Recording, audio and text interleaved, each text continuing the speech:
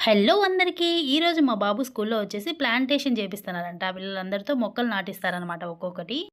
LKG నుంచి ప్రతి ఒక్కరిని మొక్కలైతే తీసుకురమ్మన్నారు ఒక్కొక్కటి. వాళ్ళకి వీలైనంత వెయిట్‌లో అనమాట. చిన్న పిల్లలుంటారు కదా! వాళ్ళు చిన్నవి, పెద్దవాళ్ళు పెద్దవి అట్లా వాళ్ళకి నచ్చినవి మొక్కలు తీసుకొని రండి ఏ ఒకటి అన్నారు. నేనైతే మా బాబుకి ఇది పంపించా అనమాట. ఇది కప్పరిల్లాకు అంటారు కదా! వామాకు. ఆ చెట్టు పంపించాను. ఎందుకంటే అది ఎక్కడేసినా కూడా ఈజీగా బతికేస్తది. అందులో బాగా ఉపయోగపడుతది. బజ్జీలకు అలాగే దగ్గుకు అన్నిటికి వేయొచ్చది. నార్మల్‌గా అన్నీ తెస్తా ఉంటారు కదా! ఫ్లవర్స్ అంట, అవంట, ఇవంట అని. ఇదైతే గూడా పెద్దగా ఆలోచించరు ఇది తీసుకుపోవాలా అని. వాటర్ బాటిల్ ఒకటి క్యాప్ పోయిందునింది. అక్కడి వరకు కట్ చేసి నేను దాన్ని అలా చేసి తీసుకొనొచ్చాననమాట. ఇంకొకరైతే కొత్తిమీర కట్ట కొని ఒక పాట్‌లో పెట్టేసి పంపించారు. బావుంది గదా! చూడ్డానికి.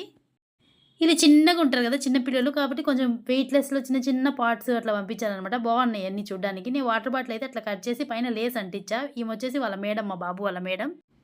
ఇవన్నీ నాటుతారో లేదో తెలీదు గానీ, ఒక్కొక్క రోజు ఒక్కొక్కటి చెప్తా ఉంటారనమాట. ఫ్రూట్ డే అంట, కలర్ డే అంట, ఆ కలర్ యేసుకొని రండి డ్రెస్సు, ఈ డ్రెస్ యేసుకొని రండి అట్లా చెప్తా ఉంటారు. ఫ్రూట్ డే రోజు ఆ ఫ్రూటే తీసుకొని రండి అని చెప్తా ఉంటారు.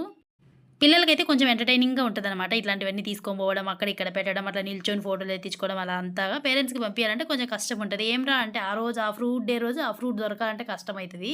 ఈ చిన్న పిల్లలతో పెద్ద టెన్షన్ అయిపోయింది. ఏ రోజు ఏ ఫ్రూటు, ఏ కలర్ డ్రెస్ అడుగుతారో పెద్ద టెన్షన్ అయిపోయింది.